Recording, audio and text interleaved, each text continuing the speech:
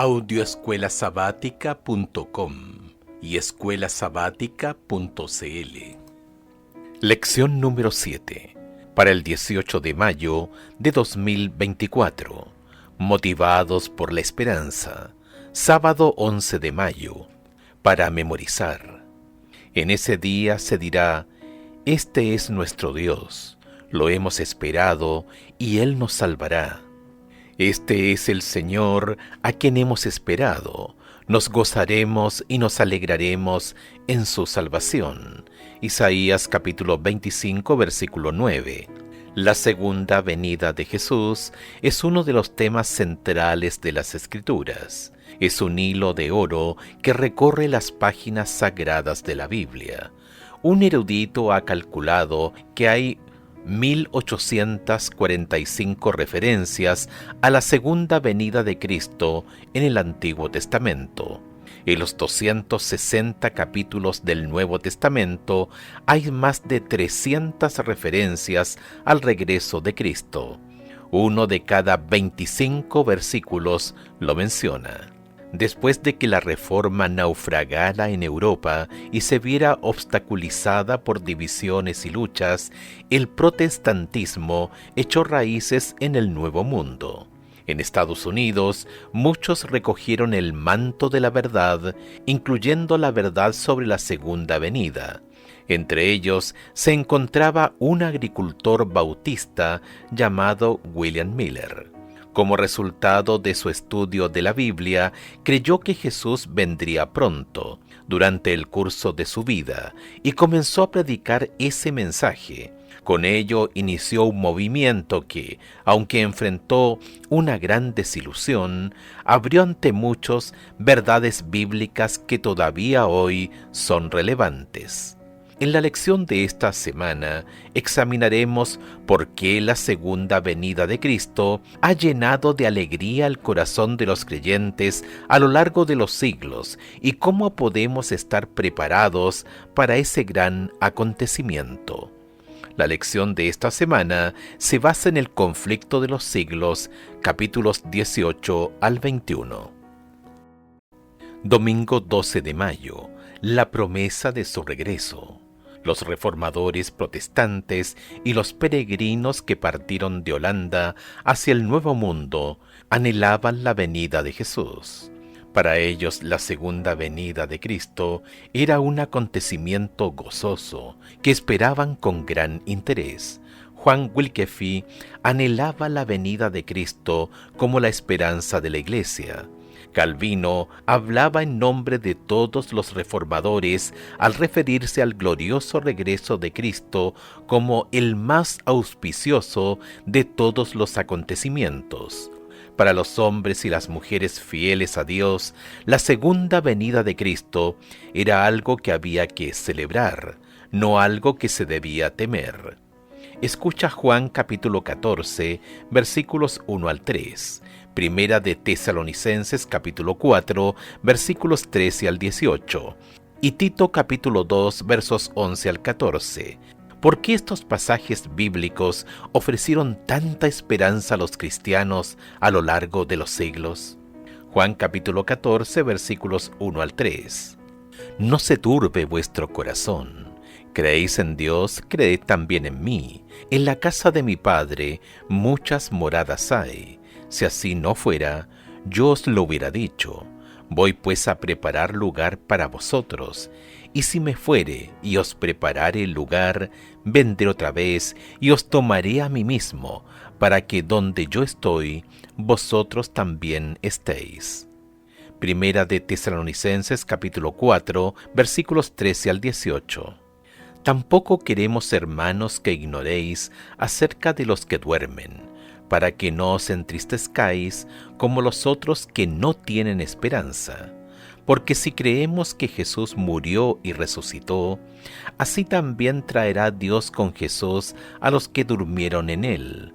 Por lo cual os decimos esto en palabra del Señor, que nosotros que vivimos, que habremos quedado hasta la venida del Señor, no precederemos a los que durmieron.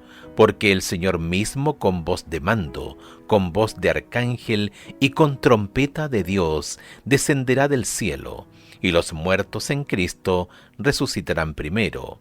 Luego nosotros los que vivimos, los que hayamos quedado, seremos arrebatados juntamente con ellos en las nubes para recibir al Señor en el aire, y así estaremos siempre con el Señor. Por tanto, alentaos los unos a los otros con estas palabras. Tito capítulo 2 versos 11 al 14. Porque la gracia de Dios se ha manifestado para salvación a todos los hombres, enseñándonos que, renunciando a la impiedad y a los deseos mundanos, vivamos en este siglo sobria, justa y piadosamente, aguardando la esperanza bienaventurada y la manifestación gloriosa de nuestro gran Dios y Salvador Jesucristo, quien se dio a sí mismo por nosotros para redimirnos de toda iniquidad y purificar para sí un pueblo propio, celoso de buenas obras. Es fácil entender por qué la creencia en la segunda venida de Cristo ha traído tanta esperanza y alegría a los cristianos que creen en la Biblia. Este acontecimiento señala el fin de la enfermedad, el sufrimiento y la muerte. Anuncia el fin de la pobreza, la injusticia y la opresión. Anticipa el fin de las luchas, los conflictos y las guerras. Pronostica un mundo futuro de paz, felicidad y comunión duradera con Cristo y los redimidos de todas las épocas para siempre. La venida del Señor ha sido en todo tiempo la esperanza de sus verdaderos seguidores. La promesa de despedida del Salvador sobre el monte de los Olivos, de que volvería, iluminó el futuro para sus discípulos y llenó sus corazones con gozo y esperanza que las penas no podían apagar ni las pruebas disminuir. Entre los sufrimientos y las persecuciones, la manifestación gloriosa de nuestro gran Dios y Salvador Jesucristo era la esperanza bienaventurada. Cuando los cristianos de Tesalónica, agobiados por el dolor, enterraban a sus amados que habían esperado vivir hasta ser testigos de la venida del Señor, Pablo, su maestro, les recordaba la resurrección, que se verificaría cuando viniese el Salvador. Entonces los muertos en Cristo resucitarían y juntamente con los vivos serían arrebatados para recibir a Cristo en el aire. Y dijo, y así estaremos siempre con el Señor, consolaos pues los unos a los otros con estas palabras. Primera de Tesalonicenses capítulo 4, versículos 16 al 18. Elena de White, El conflicto de los siglos, página 347. ¿Por qué la segunda venida es tan importante para nuestra fe? Especialmente al saber que los muertos duermen. Ver la lección número 10. ¿Por qué esta enseñanza adquiere tanta importancia? Sin ella, ¿por qué estaríamos, como dijo Pablo, en una situación totalmente desesperada? Escucha 1 de Corintios capítulo 15, versículos 15 al 18. Y somos hallados falsos testigos de Dios, porque hemos testificado de Dios que Él resucitó a Cristo, al cual no resucitó, si en verdad los muertos no resucitan. Porque si los muertos no resucitan, tampoco Cristo resucitó. Y si Cristo no resucitó, vuestra fe es vana. Aún estáis en vuestros pecados. Entonces también los que durmieron en Cristo perecieron. Lunes 13 de mayo, a la espera del tiempo. Aunque los reformadores protestantes creían en el regreso literal, visible, audible y glorioso de Cristo, poco a poco fue cambiando la interpretación de esta verdad bíblica.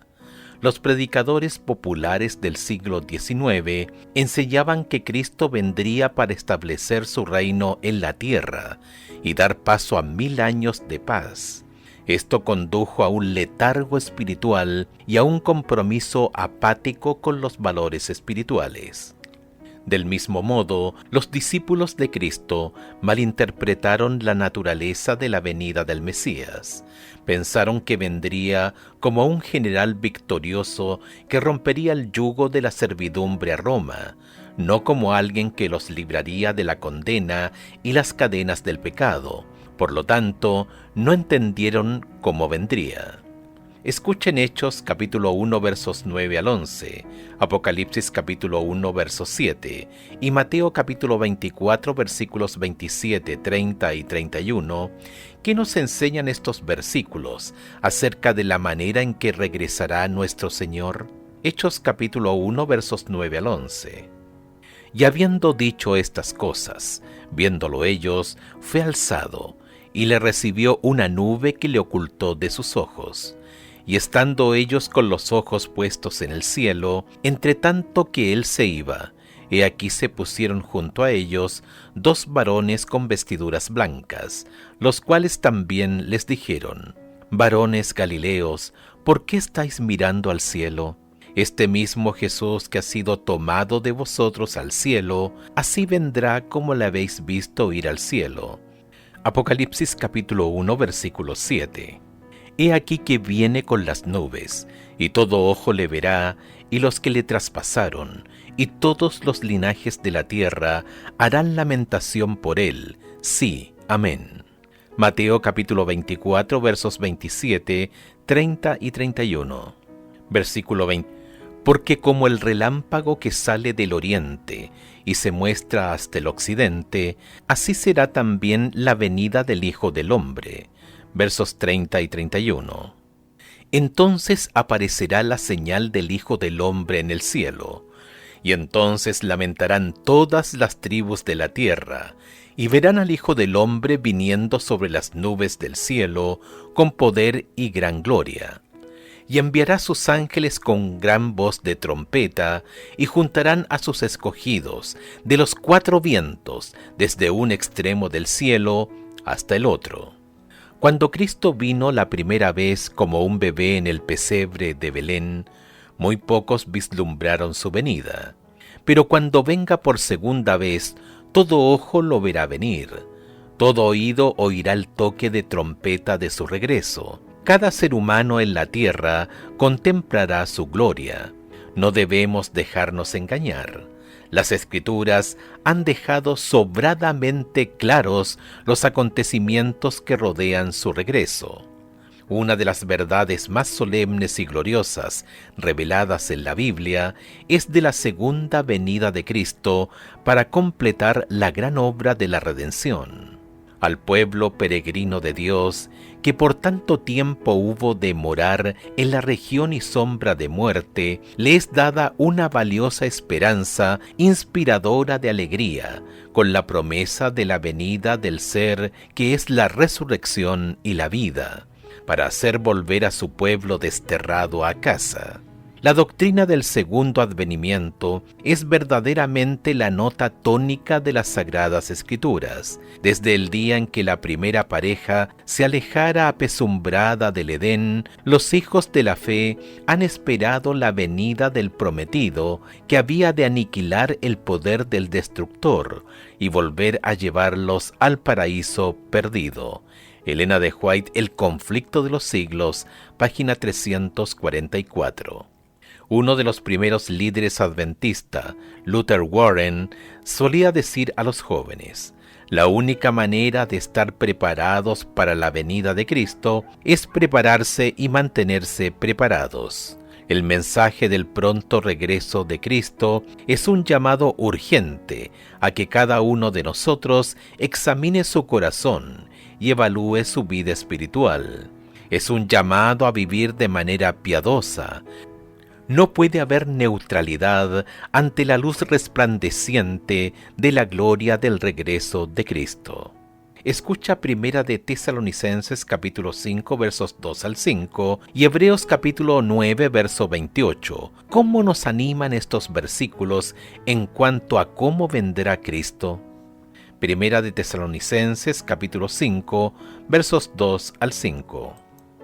porque vosotros sabéis perfectamente que el día del Señor vendrá así como ladrón en la noche, que cuando digan paz y seguridad, entonces vendrán sobre ellos destrucción repentina, como los dolores a la mujer encinta, y no escaparán. Mas vosotros, hermanos, no estáis en tinieblas para que aquel día os sorprenda como ladrón, porque todos vosotros sois hijos de luz e hijos del día, no somos de la noche ni de las tinieblas. Hebreos capítulo 9, verso 28. Así también Cristo fue ofrecido una sola vez para llevar los pecados de muchos, y aparecerá por segunda vez, sin relación con el pecado, para salvar a los que le esperan. Martes 14 de mayo, William Miller y la Biblia. Así como Dios utilizó a los reformadores protestantes para redescubrir la verdad sobre la justificación por la fe solo en Cristo, también utilizó a William Miller para redescubrir la verdad sobre la modalidad de la segunda venida de Cristo. Mientras Miller estudiaba las Escrituras, descubrió a un Cristo que lo amaba más de lo que podía imaginar. Con su Biblia, una pluma y un cuaderno, comenzó leyendo el Génesis y solo avanzaba en su lectura en la medida que podía entender el pasaje en cuestión. Al comparar un pasaje con otro, permitió que la Biblia se explicara a sí misma. Escucha Isaías capítulo 28, versos 8 y 10, Proverbios capítulo 8, versos 8 y 9, Juan capítulo 16, verso 13 y Segunda de Pedro capítulo 1, versos 19 al 21. ¿Qué principios de interpretación bíblica descubres en estos pasajes? Isaías capítulo 28, versos 9 y 10. ¿A quién se enseñará ciencia? ¿A quién se hará entender doctrina? ¿A los destetados? ¿A los arrancados de los pechos? Porque mandamiento tras mandamiento, mandato sobre mandato, reglón tras reglón, línea sobre línea, un poquito allí, otro poquito allá. Proverbios capítulo 8, versos 8 y 9. Justas son todas las razones de mi boca, no hay en ellas cosa perversa ni torcida. Todas ellas son rectas al que entiende, y razonables a los que han hallado sabiduría. Juan capítulo 16, versículo 13. Pero cuando venga el Espíritu de verdad, Él os guiará toda la verdad, porque no hablará por su propia cuenta, sino que hablará todo lo que oyere, y os hará saber las cosas que habrán de venir. Segunda de Pedro capítulo 1, versos 19 al 21. Tenemos también la palabra profética más segura, a la cual se hacéis bien en estar atentos como una antorcha que alumbra el lugar oscuro, hasta que el día esclarezca y el lucero de la mañana salga en vuestros corazones, entendiendo primero esto, que ninguna profecía de la Escritura es de interpretación privada, porque nunca la profecía fue traída por voluntad humana, sino que los santos hombres de Dios hablaron siendo inspirados por el Espíritu Santo. A medida que William Miller comparaba versículo con versículo, se le abrían los misterios de la Biblia. Buscaba como a quien busca un tesoro escondido y fue ricamente recompensado. El Espíritu Santo le abrió la palabra de Dios a fin de que la entendiera. Abordó las profecías con la misma diligencia en el estudio de la Biblia que con los demás pasajes bíblicos que estudiaba. Escucha Daniel capítulo 1 verso 17, capítulo 2 verso 45, Primera de Pedro capítulo 1 versos 10 y 11 y Apocalipsis capítulo 1 versos 1 al 3. ¿Qué nos enseñan estos pasajes acerca de la interpretación de las profecías bíblicas?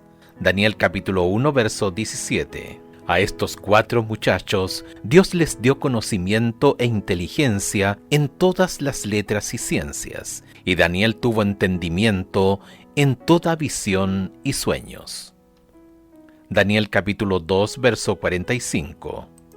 De la manera que viste que del monte fue cortada una piedra, no con mano, la cual desmenuzó el hierro, el bronce, el barro, la plata y el oro, el gran Dios ha mostrado al rey lo que ha de acontecer en lo porvenir, y el sueño es verdadero y fiel su interpretación. Primera de Pedro, capítulo 1, versos 10 y 11. Los profetas que profetizaron de la gracia destinada a vosotros, inquirieron y diligentemente indagaron acerca de esta salvación, escudriñando qué persona y qué tiempo indicaba el Espíritu de Cristo que estaba en ellos, el cual anunciaba de antemano los sufrimientos de Cristo y las glorias que vendrían tras ellos. Apocalipsis capítulo 1, versículos 1 al 3. La revelación de Jesucristo, que Dios le dio para manifestar a sus siervos las cosas que deben suceder pronto, y la declaró enviándola por medio de su ángel a su siervo Juan, que ha dado testimonio de la palabra de Dios y del testimonio de Jesucristo, y de todas las cosas que ha visto. Bienaventurado el que lee, y los que oyen las palabras de esta profecía, y guardan las cosas en ella escritas, porque el tiempo está cerca. Los símbolos de los libros proféticos no están rodeados de misterio. Un Dios amoroso nos ha dado su palabra profética, con el fin de prepararnos para los acontecimientos culminantes que pronto tendrán lugar en este mundo. William Miller comprendió claramente que la mejor manera de entender las profecías era permitir que éstas se interpretaran a sí mismas. La misma Biblia explica claramente los símbolos proféticos. Las bestias representan reyes o reinos. Daniel capítulo 7 versos 17 y 23. El viento representa destrucción. Jeremías capítulo 49 verso 36. El agua representa pueblos o naciones. Apocalipsis capítulo 17 verso 15.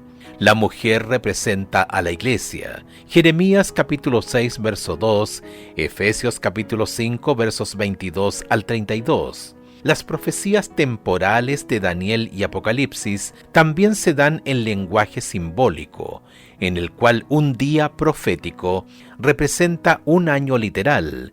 Números capítulo 14 verso 34, Ezequiel capítulo 4 verso 6. Cuando William Miller aplicó estos principios de interpretación bíblica, quedó sorprendido con su descubrimiento respecto de lo que él creía que era el momento del regreso de Cristo. ¿Por qué es tan importante para nuestra fe entender correctamente el simbolismo profético? Miércoles 15 de mayo.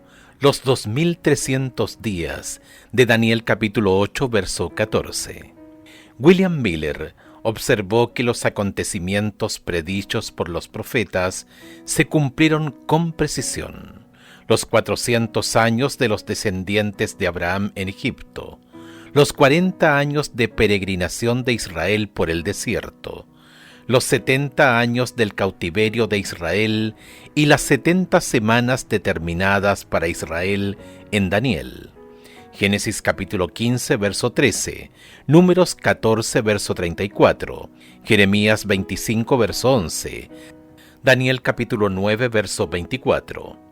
Escucha Marcos capítulo 1, verso 15, Gálatas capítulo 4, verso 4 y Romanos capítulo 5, verso 6. ¿Qué nos dicen estos versículos sobre el calendario de Dios para el primer advenimiento? Marcos capítulo 1, verso 15. Diciendo, el tiempo se ha cumplido y el reino de Dios se ha acercado. Arrepentíos y creed en el Evangelio. Gálatas capítulo 4, verso 4. Pero cuando vino el cumplimiento del tiempo, Dios envió a su Hijo, nacido de mujer y nacido bajo la ley. Romanos capítulo 5, verso 6. Porque Cristo, cuando aún éramos débiles, a su tiempo murió por los impíos. A medida que Miller estudiaba las profecías, comparando un pasaje con otro, llegó a la conclusión de que, si Dios tenía un calendario divino de principio a fin en la Biblia, también debía tener un calendario divino en cuanto a la segunda venida del Señor. Escucha Daniel capítulo 8, verso 14. ¿Qué acontecimiento debía ocurrir al final de los 2300 días? Y él dijo: hasta 2300 tardes y mañanas, luego el santuario será purificado. William Miller aceptó la creencia popular de que la purificación del santuario era la purificación de la tierra mediante el fuego. Estudió diligentemente las Escrituras para comprender un acontecimiento de tan abrumadora importancia. Descubrió la conexión entre Daniel capítulo 8 y 9. En Daniel capítulo 8, el ángel recibió instrucciones de enseñar la visión a este hombre. Daniel capítulo 8, verso 16.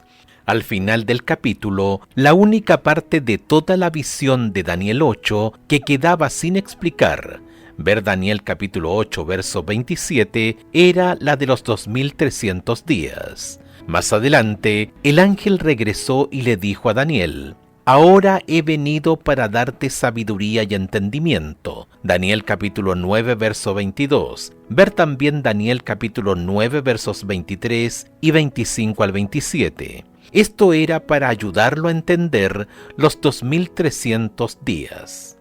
Sabemos esto porque, después de pedir a Daniel, comillas, entiende pues la palabra y entiende la visión.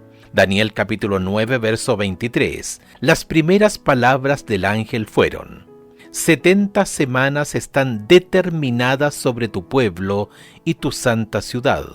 Daniel capítulo 9, verso 24. La palabra traducida como determinadas significa literalmente cortadas. 70 semanas, 490 años, han de ser cortadas. Pero ¿a partir de qué? De la visión de los 2300 días, obviamente. La única parte de Daniel capítulo 8 que Daniel no entendió y que el ángel vino ahora a explicarle. Y puesto que el punto de partida de las 70 semanas era desde que salga la orden de restaurar y reedificar Jerusalén, Daniel capítulo 9, verso 25, Miller sabía que, si tenía esa fecha, podría conocer el comienzo de las 70 semanas y de la profecía de los 2300 días. Jueves 16 de mayo. La cronología profética más larga. Escucha Esdras capítulo 7, versos 7 al 13. Cuando se promulgó el decreto que permitía que los cautivos de Israel en Persia salieran en libertad para reconstruir su templo. Esdras capítulo 7, versos 7 al 13. Y con él subieron a Jerusalén algunos de los hijos de Israel, y de los sacerdotes, levitas, cantores, porteros y sirvientes del templo, en el 7º año del rey Artajerjes. Y llegó a Jerusalén en el mes 5 del año 7 del rey, porque el día 1 del primer mes fue el principio de la partida de Babilonia, y al 1 del mes 5 llegó a Jerusalén, estando con él la buena mano de Dios, porque Esdras había preparado su corazón para inquirir la ley de Jehová y para cumplirla, y para enseñar en Israel sus estatutos y decretos. Esta es la copia de la carta que dio el rey Artajerjes al sacerdote Esdras, escribo versado en los mandamientos de Jehová y en los estatutos a Israel. Artajerjes, rey de reyes, a Esdras, sacerdote y escriba, erudito en la ley del Dios del cielo. Paz. Por mí es dada orden que todo aquel en mi reino del pueblo de Israel y de sus sacerdotes y levitas que quiera ir contigo a Jerusalén, vaya. El decreto fue emitido por Artajerjes, rey de Persia, en el año 457 a.C. Este decreto fue el último de 3 decretos para permitir que los judíos regresaran a reconstruir Jerusalén, y restaurar los servicios de adoración en el templo. Este tercer decreto fue el más completo y marcó el comienzo de la profecía de los 2300 días o años. Escucha Daniel capítulo 9 versos 25 y 26. ¿Cuándo comenzaría todo este período profético? ¿Qué acontecimientos importantes predicen estos versículos? Daniel capítulo 9 versos 25 y 26. Sabe pues y entiende que desde la salida de la orden para restaurar y edificar a Jerusalén hasta el Mesías príncipe habrá 7 semanas, y 62 semanas se volverá a edificar la plaza y el muro en tiempos angustiosos. Y después de las 62 semanas se quitará la vida al Mesías, mas no por sí. Y el pueblo de un príncipe que ha de venir destruirá la ciudad y el santuario, y su fin será con inundación, y hasta el fin de la guerra durarán las devastaciones. En esta profecía extraordinaria, Daniel predijo que desde que salga la orden de restaurar y reedificar Jerusalén hasta el Mesías, transcurrirían 69 semanas proféticas, o 483 días proféticos o años literales. Puesto que el decreto se expidió en el otoño del 457 a.C., 483 años se extienden hasta el otoño del 27 después de Cristo. La palabra Mesías significa el ungido. En el otoño del año 27 después de Cristo, Cristo se bautizó y recibió la unción del Espíritu. Hechos capítulo 10, verso 38. Después de su bautismo, Jesús fue a Galilea, predicando el Evangelio del reino de Dios. Decía, el tiempo se ha cumplido. Marcos capítulo 1, versos 14 y 15. En la primavera del año 31 después de Cristo, a mediados de esta última semana profética, 3 años y medio después de su bautismo, Jesús fue crucificado. El sistema de ofrendas que señalaba hacia el Cordero de Dios terminó con el sacrificio de Cristo en el Calvario. El tipo se había encontrado con el antitipo, y finalmente todos los sacrificios y las ofrendas del sistema ceremonial cesaron. Escucha Daniel capítulo 9, verso 27. ¿Cómo terminaría la profecía de las 70 semanas? Y por otra semana confirmará el pacto con muchos. A la mitad de la semana hará cesar el sacrificio y la ofrenda. Después, con la muchedumbre de las abominaciones, vendrá el desolador, hasta que venga la consumación, y lo que está determinado se derrame sobre el desolador. Las 70 semanas o 490 años, especialmente asignadas a los judíos, terminaron en el año 34 después de Cristo con el rechazo del mensaje evangélico por parte del Sanedrín. Hechos capítulo 6 versos 8, capítulo 7 versos 60. Si restamos 490 años de la profecía de los 2300 años, quedan 1810 años para la conclusión de la profecía. Esto nos lleva al año 1844 después de Cristo. William Miller y los primeros adventistas creían que el santuario de Daniel capítulo 8 verso 14 era la tierra, y supusieron que Cristo vendría a purificar la tierra con fuego en el año 1844. Viernes 17 de mayo, para estudiar y meditar. Observa el siguiente cuadro las profecías de las 70 semanas y los 2300 días. Las profecías comienzan en el año 457 a.C. y predicen los acontecimientos que rodean al Mesías príncipe, sobre quien se fundamenta la profecía de las 70 semanas. Con esa base sólida, las profecías de los 2300 días terminan en el año 1844. El punto de partida entonces es el año 457 y llega hasta el año 1844. Las 69 semanas están datadas desde el año 457 a.C. hasta el 27 después de Cristo. Luego, una semana es desde el año 27 después de Cristo al año 34 después de Cristo. Hasta allí se cuentan 70 semanas, desde el año 457 a.C., el punto de partida, hasta el año 34 después de Cristo.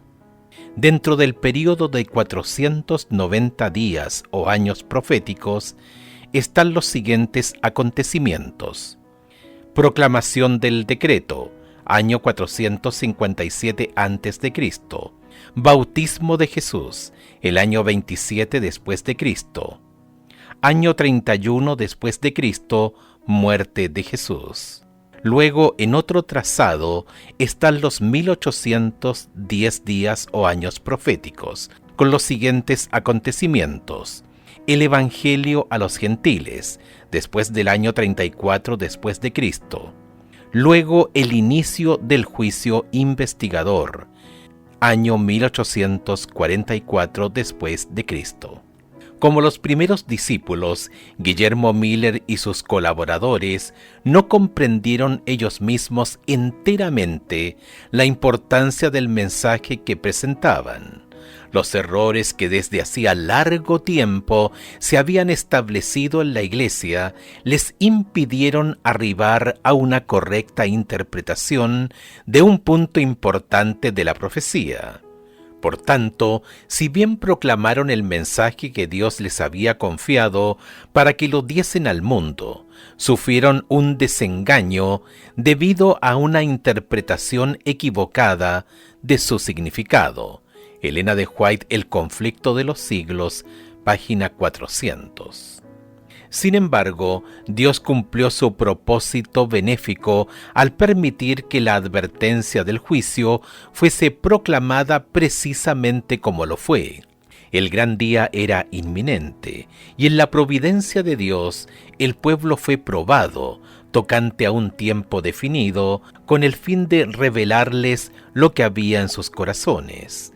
El mensaje tenía por objetivo probar y purificar a la Iglesia. Los hombres debían ser inducidos a ver si sus afectos estaban puestos en las cosas de este mundo o en Cristo y el cielo. Ellos profesaban amar al Salvador, ahora debían probar su amor. ¿Estarían dispuestos a renunciar a sus esperanzas y ambiciones mundanales y dar la bienvenida con gozo al advenimiento de su Señor? El mensaje tenía por objetivo capacitarlos para discernir su verdadero estado espiritual. Fue enviado misericordiosamente para despertarlos, con el fin de que buscasen al Señor con arrepentimiento y humillación. Conflicto de los siglos, página 401 y 402. Preguntas para dialogar. 1. ¿Qué lecciones podemos aprender de la experiencia de William Miller? ¿Dios rechaza a veces nuestra interpretación incorrecta? 2. ¿Por qué es tan importante entender Daniel capítulo 9, versos 24 al 27, para establecer la integridad de la Biblia y la divinidad de Cristo? 3. ¿Qué papel desempeña la interpretación de las profecías en el plan de salvación? ¿Por qué son tan importantes las profecías en el plan de Dios?